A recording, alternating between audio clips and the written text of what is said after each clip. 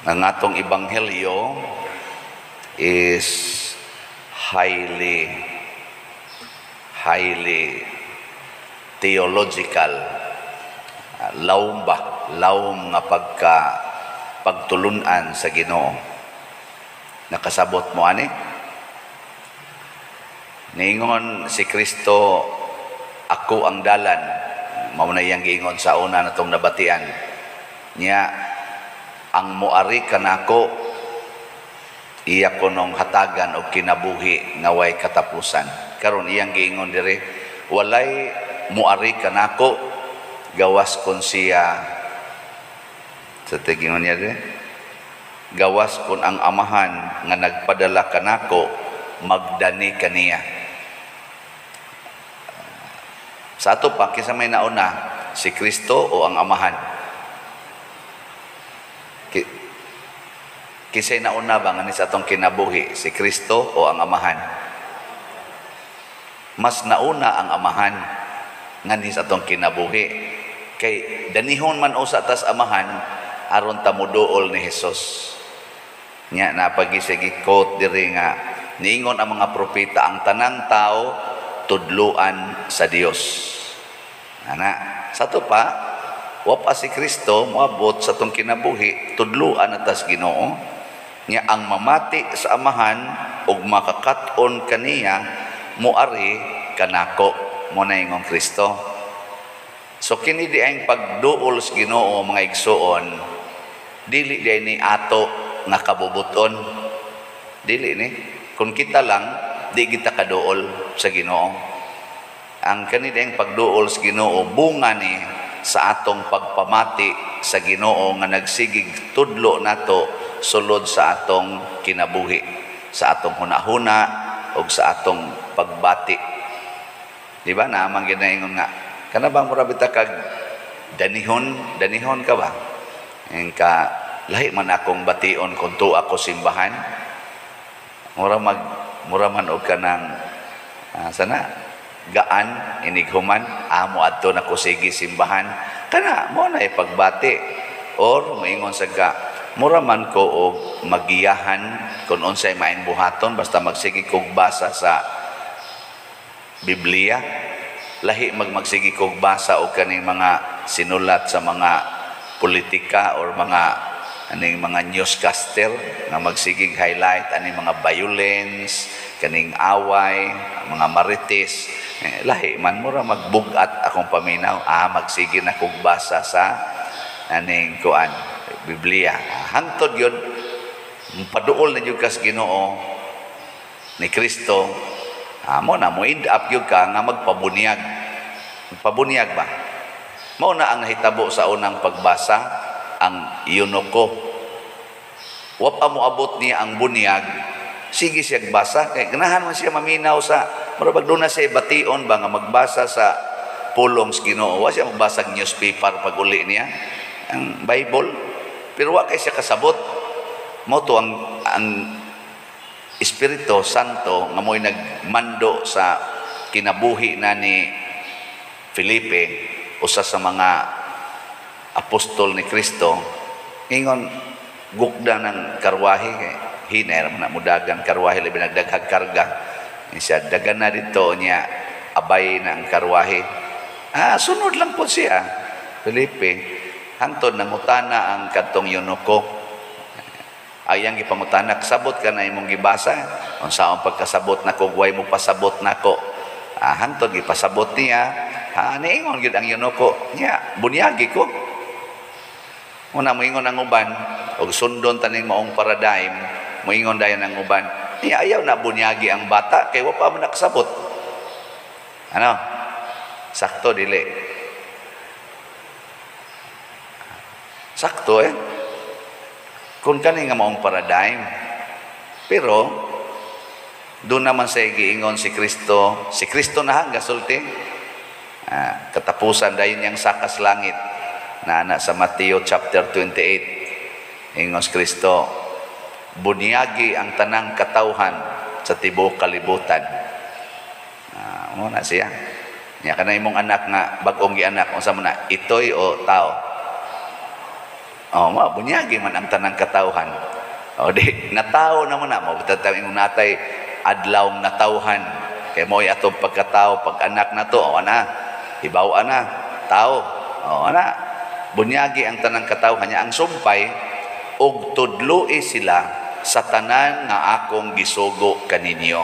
So, diha dapita ang koneksyon. Pwede ra bunyagan ang gamayng bata, pero tudluan yun sa tanang gisugo. Ginoo, ang nakaapan sa gunato, mobunyag, inighuman, kaon og inom raman. Nya humandayon, di naman tudluan sa sugos Ginoo, ato mang tudluan sa atong sugo. Mao na ang resulta, og di mo tuman kusi dayon, nganong wa ka manglimpyo, nganong wa ka eskwela, nganong nahagbong ka. Ang ato naman ang mga sugo, di naman na sugo sa Ginoo. No? Karon, kumusta man ang inyong kinabuhi? Saman? Nagpatudlo mo sa Ginoo o wa? Kusog ba mong maminaw sa pagtudlo sa Ginoo? Bisag wa bunyagi, mutingog gid ang Ginoo. Ngano man, sa Book of Genesis, gibutang gid didto, atong himuon ang tao sa atong larawan o kasamahan. Isa to pa, bisan pag kanang mga kanatong gitawag og mga terorista, kanang mga tao mga wa gyud di gyud Katoliko ba, gani masuko pa gyud Katoliko o Kristiyano nga relihiyon, sa kinailadman ana sa ilang kasing-kasing og maminaw lang gina sila, dili nila ba pa tuyangan ang ilang hunahuna, makabati gina sila sa Ginoo nga mosulti nila nga mao ni buhata kay mao ni maayo. Unsa may mga basic good nga ang tanang tao kahibaw gyud ani, bisag unsa pa, unsa may basic good, preservation of life. Kana bang wa gitaw bisag wap-an ani mo tudlo bisag kanang gamayng bata, kamao ginang mo preserve. Tanawang bata inighikap niya sakit, unsa may buhaton bisag kamang-kamang pa na mulikay gina siya. Usahay mo hila, mao na ilang way of defense, hila kay preservation of life.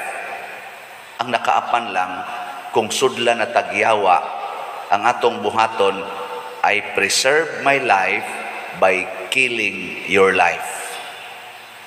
Mao na kuyaw nya mudagan na mo na karon sa atong paminaw aning atong mga politicians og magsangyaw na sila. Say maapil pud tang kaming mga pari, musangyaw na sila aron monindot ang ilang image, ilang buling-bulingan ang image sa ilang kaatbang. No?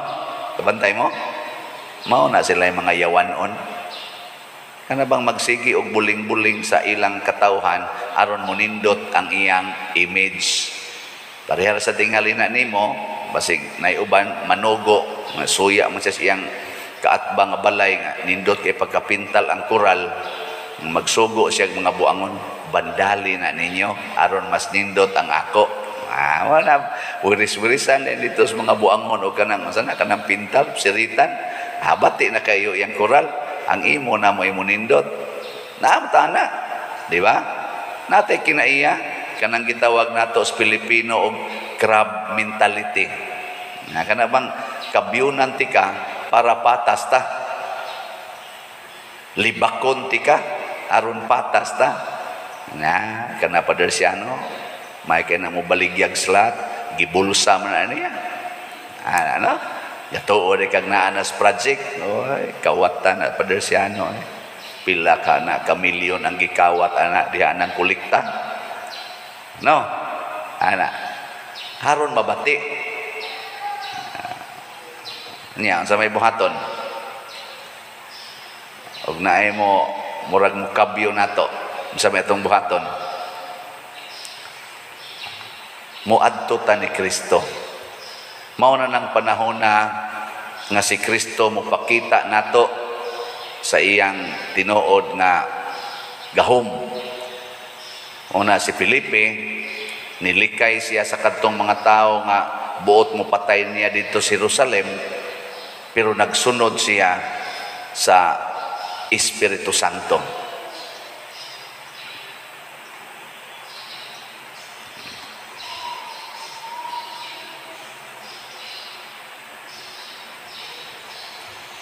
Unya kay nagsunod man siya sa Espiritu Santo, ang nahitabo naghimo siya, padayon siyang naghimo sa gusto sa Ginoo. Na murabag ang iyang kahadlok nga likay siya dito sa preservation of life man. Likay siya dito pero wa siya mahadlok nga mupadayon sa pagbuhat sa buhat sa Ginoo.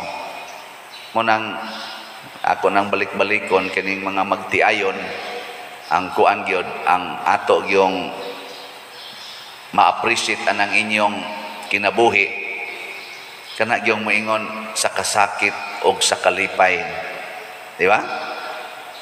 Ana sa kahamugaway o sa kapitos sa panangusa, sa sakit o sa maayong panglawas hangtod ang kamatayon mubulag kanato. Mao na padayon yun. Dili rason nga gisakitan ko, di na kong padayon. Ug mao na ang giingon ni Kristo, ang mukaon kanako may kinabuhing way katapusan, ug ang akong ipakaon mao ang akong unod. Kani tulog karon kay ni tanan ang iyang ipakaon, ang iyang unod. Ang atong common interpretation ana kitang mga Katoliko kay bawo naman taron tungod kay ana man tay sakramento, ang kaning pagkalawat nita lawas ni Kristo unsay tubag kusga. Mao na siya nya kaon din ka abot gawas libak dayon. Unayon paglibak ang nagbisa. Asaman, mo na inyong gibuhat, dili. Dili.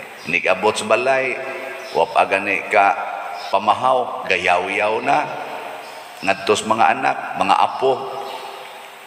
Mo na inyong gibuhat. Wa na mo tingog ay. Mauna, ang tinuod ang pagkaon sa Ginoo, ang tinuod mga pagkaon, dili ang pag-ingon lang amin. Naingon ba Kristo ang akong unod, flesh.